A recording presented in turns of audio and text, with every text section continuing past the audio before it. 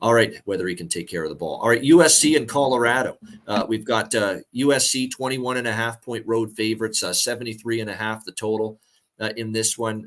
Dion, you know what? Go and watch Dion's postgame press conference. That's how you handle it after a loss like that. He was terrific in the postgame media, outstanding. He still was funny, and he didn't mince words. He said, "Look, we got our ass kicked.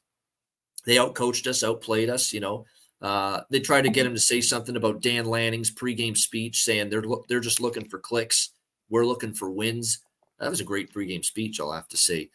Did you like it? Yeah. I mean, it was a little weird. I don't know the Hollywood, but we play on grass. It was just Yeah. a little odd though. But yeah, But I guess he's right to a certain degrgree because Dion's got a film crew running around, recording everything, practices, team meetings, all he's that. Dion, shit man. on YouTube, yeah. Yeah, he's got to have a camera there at all times, probably. Shit. He does have a little Hollywood movie type thing going with chronicling Colorado season. But he didn't mince words. He says, "Look, he's a great coach, Dan. He had his team well prepared." I like that he took the bullet. That finally things didn't go well for the first time this year, and Dion didn't hide. Dion didn't deflect any questions. He answered them all honestly and forthright, and just spoke honestly that, hey, we just got our butts kicked, outplayed all three phases, all that stuff. And I like that. I respect that out of Deion Sanders. And say what you will. I mean, people love him, people hate him. He's entertaining. I don't know how you can say he's not. He's a very entertaining, charismatic guy. He always has been. There's no question. And I just like the way he handled it in that press conference. And I like what he said, too. It's like, we can't have a pity party around here. Nobody's walking around with napkins and tissues, in the locker room. We got to get up and get back to work. Let's go, he said. So, wow. And get back to work they must, C-Mac, because they got USC and this juggernaut offense rolling into Boulder, Colorado, on Saturday for another big noon game. Man, they love putting Colorado in these big noon time slots. This is the third time they've been in this time slot with Gus and Joel Klatt on Fox this year. And here they are again for that early game. Was there vulnerability from USC last week? I mean, that looked to me like a little sleepwalk from USC against Arizona State. I mean, defensively, there's that USC defense. We thought they're starting to iron out some of these issues, and it came back again against Drew Pine, who was lighting them up at times. I mean, that's concerning, absolutely concerning to me in this game. Now, the over fell short because Colorado couldn't trade points with Oregon, and the offensive line was just completely destroyed and blown up by Oregon's defensive front. And Shedeur Sanders was on his butt, for most of that game, running for his life.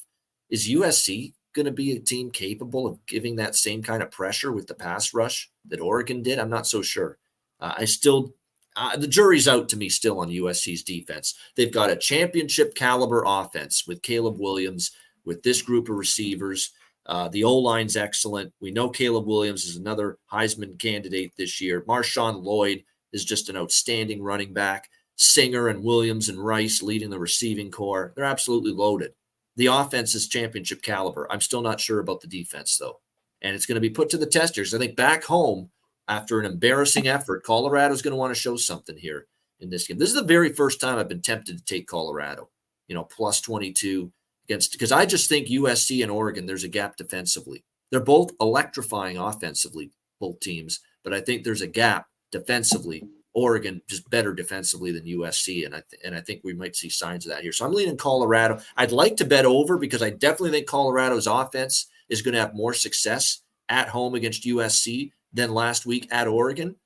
And I definitely think USC can do whatever they want on offense against this Colorado defense. They should be able to move the football up and down against the Buffs. But, man, 73.5.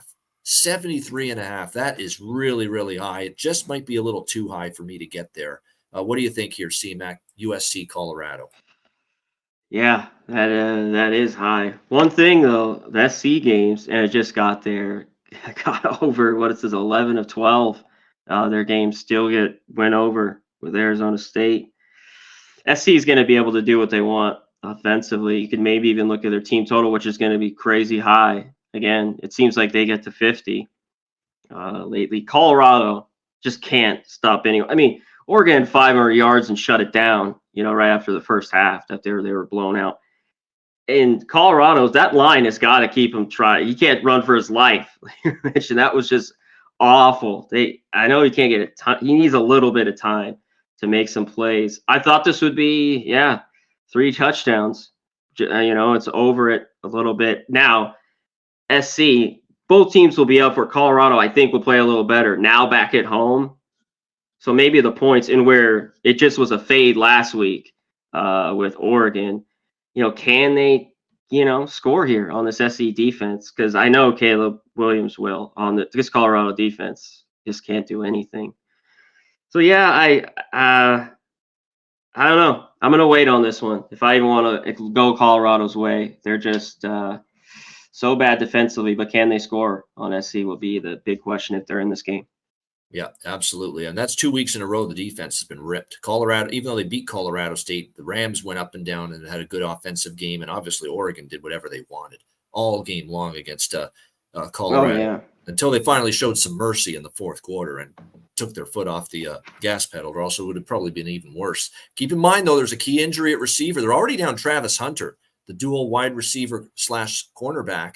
And now Xavier Weaver left that game due to injury for Colorado against Oregon, and he's questionable, abdomen injury, or not abdomen, undisclosed injury for him. So let's see if he's available. That would be maybe their top 2 receivers out if Xavier Weaver's unable to play against USC on Saturday.